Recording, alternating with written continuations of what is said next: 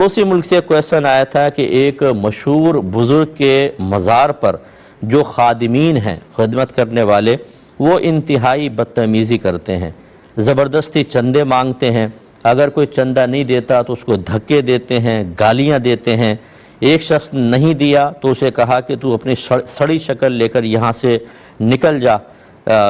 بلکہ یہاں سے تو مندر کیوں نہیں چلا جاتا۔ اس طرح کے الفاظ کہتے ہیں تو کیا حکم شرع ہوگا؟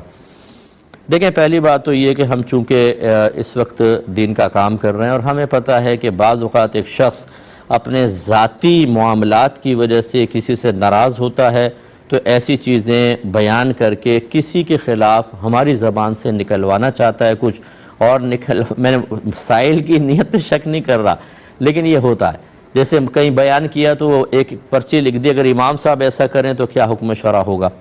اور ہمیں پھر یقین ہو جاتا ہے کہ اسی مسجد کے امام صاحب نے کچھ کیا ہے، ان کے بارے میں ہماری زبان سے لفظ نکلوا رہے ہیں اور بعد میں تو یہ ہو سکتا ہے کہ وہ ایسے نہ ہوں خادمین، یا کم درجے کے ہوں، بھائی نے زیادہ لکھ دیا ہو، لہذا اگر وہ خادمین ہمارے سنیں، کیونکہ پڑوسی ملک میں بہت زیادہ ہمارا یہ پروگرام دیکھا جاتا ہے، تو میں ان سے پیشگی معذرت کر لیتا ہوں۔ لیکن اگر یہ صحیح لکھا ہے کہ جیسا ہے ویسے ہی بیانی لکھا ہے تو بہرحال یہ شرعاً بالکل ٹھیک نہیں ہے۔ اگر کوئی مزار پر آتا ہے، عقیدت کے ساتھ آتا ہے، وہاں پہ خلاف شرع امور نہیں کرتا ہے، تو کم از کم مباح اور اچھی نیت ہو تو مستحب کے درجے تک بھی پہنچ سکتا ہے۔ ان کے ساتھ آئے ہوئے مہمانوں کے ساتھ تو ویسے بھی اپنے گھر پہ کوئی مہمان آئے، فاسق ہو، فاجر ہو، خراب ہو، اس کو اس طرح گالیاں نہیں بکی جاتی، لیکن اس طرح بدتمیزی کرنا، گالیاں بکنا اور زبردستی چندے لینا جیسے بھتہ مانگ رہے ہوں، بالکل غلط ہے۔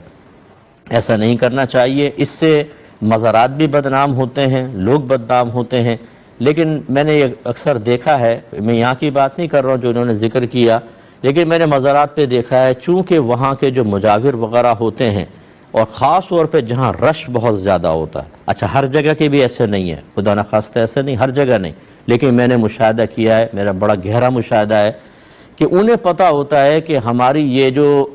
حکومت ہے کبھی ختم نہیں ہوگی، کیونکہ لوگ عقیدت میں آتے رہیں گے، ہم ماریں، پیٹیں، دھکے دیں، ہماری وجہ سے کوئی آ رہے ہیں، وہ تو بزرگ کی وجہ سے آ رہے ہیں، آتے ہی رہیں گے، تو لہٰذا ان کے لہجے تلخ ہو جاتے ہیں، تکبر کوٹ کوٹ کے بھرا ہوتا ہے، اسی طرح دھکے دیتے ہیں اور برا بھلا کہ عورتوں تک کو ہاتھ لگاتے ہیں۔ آپ اندازہ کریں، کسی کی ماں کو، کسی کی بہنوں کو دھکے دے رہے ہوتے ہیں، کسی کی بیٹیوں کو دھکے دے رہے ہوتے ہیں، اور شرم نہیں آتی ذرہ برابر کہ آپ یہ کیا کر رہے ہیں۔ مزار پہ اگر آپ یہاں موجود ہیں تو کیا آپ بزرگ ہیں؟ کوئی آپ اللہ کے ولی بن گئے،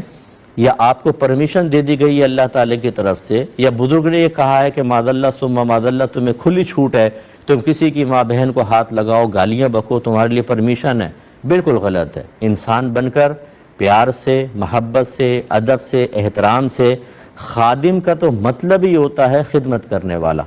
خادم کا بھی ایسا دیکھا ہے کہ نوکر اپنے مالک کو دھکے دے اور گالیاں بکے؟ اپنا نام خادم رکھ لیا ہے اور حرکتیں آقاؤں والی، یہ بالکل غلط ہے۔ اللہ کی بارگاہ میں توبہ کریں، ورنہ یاد رکھیں یہ صاحب مزار بھی نہیں بچائیں گے آپ کو۔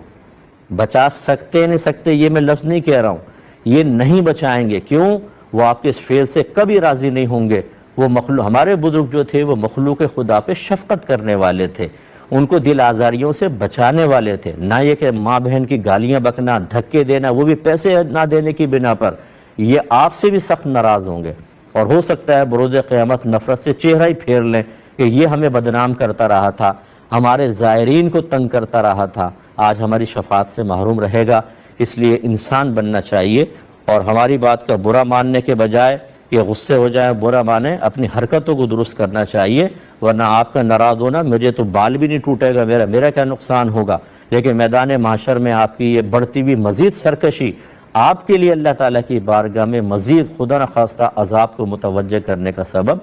بن سکتی ہے۔ اللہ تعالیٰ آپ کو بھی محفوظ فرمائے۔ بہرحال